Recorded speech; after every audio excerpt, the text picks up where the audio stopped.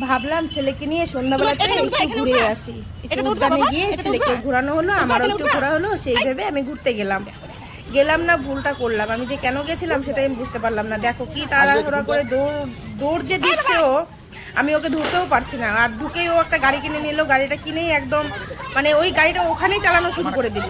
এই দেখো মানে যা তা অবস্থা। এখানে বলছি হাসির পেটে ওঠ, ও উঠবে না। ওখানে বলছি ওখানে ওঠ, ও উঠবে না। ও দৌড়াদৌড়ি শুরু করে দিয়েছে পুরো একদম, মানে আমার মাথাটা শেষ করে দিয়েছে। আমি মানে তখন ভাবছিলাম যে আমি কেন যে ওকে নিয়ে গেছিলাম, তো আমি ভাবতে পারিনি। তারপর লাস্টে এখন আমার একদম যা করলো আমার সঙ্গে, আমি মানে মাথাটা খারাপ হয়ে গেছে। ভিডিওটা দেখতে থাকো, লাস্টের দিকে দেখতে পারবে কি হয়েছে।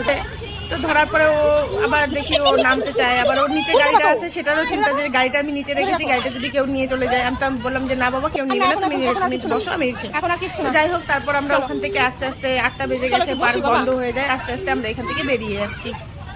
তো দেখো ও বেরিয়ে আসার সময়তে আমার ছেলে আমার হাত ধরবে না, তো আমি টাইট করে ওর হাতটা ধরেছি দেখে ও আমার সঙ্গে রাগারাগি করে ও গাড়ি নিয়ে আগে দিকে চলে গেল। ও গাড়ি ওখানেই চালানো স্টার্ট শুরু করে দিয়েছে। ও বাড়িতে যে আসবে, বাড়িতেও আসতে পারে না, গাড়িটা ওখান থেকেই ও চালানো শুরু করেছে। যাই হোক এখান থেকে এখন বেরোচ্ছি, বেরিয়ে ওখানে গেলাম, আইসক্রিম নিলাম। আইসক্রিম নিয়ে আমি তো খেতেই পারলাম না। আমার ছেলে দেখো কিভাবে খাচ্ছে ও দাঁড়িয়ে দাঁড়িয়ে। আর ওর আজকে মাথা আমি চুল কেটে দিয়েছি, তো দেখতে একটু অন্যরকম লাগছে। ও আইসক্রিমটা খেতে খেতে ও তখন বলছে যে এই আইসক্রিমটা ও আর খাবে না, ও অন্য কোনো আইসক্রিম খাবে। তো আমি এটা দিতে বলছি যে বাবা এটাকে শেষ করে তারপরে আমি ওটা দেবো। তো আমি দিইনি বলে ও আমার সঙ্গে যা তা অবস্থা করে একদম মানে আমার পায়ের মধ্যে পা দিয়ে এসে করে রাগারাগি করে আমার সঙ্গে যা তা করলো। তারপর একটা টোটো ধরলাম, টোটো ধরে বললাম যে ঠিক আছে চল তাড়াতাড়ি বাড়ি চল, আগে বাড়ি গিয়ে তারপরে তুই কী করবি করিস, ধরা যাবে না, ও একা একাই বসবে। তো যাই হোক ও একা একা বসলো, বসার পরে ও মানে এইদিকে ওইদিকে তাকিয়ে বলছে মাম্মাম এটা কি মাম্মাম। আর আমার ছেলে 3.5 বছর হয়ে গেছে, এখনো কথা বলতে পারে না, শুধু মাম্মাম আর পাপা।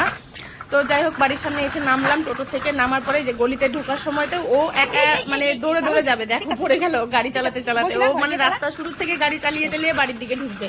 তো যাই হোক গেটের সামনে আমি গেটটা খুলে ঢুকলাম। ঢোকার পরে আমার ছেলে সামনে একদম চলে গেল। চলে যাওয়ার পরে আমি গেলাম। তো এবার দেখো মেন ঘটনাটা কি হয়েছে। মানে আমার পায়ের মধ্যে এমন ভাবে দিয়েছে আমার ছেলে ওর জুতো দিয়ে, দেখো আমার নখটা একদম উল্টে দিয়েছে, উল্টে একদম রক্তাক্ত অবস্থা পায়ে, মানে প্রচন্ড ব্যথা, আমি থাকতে পারছিলাম না।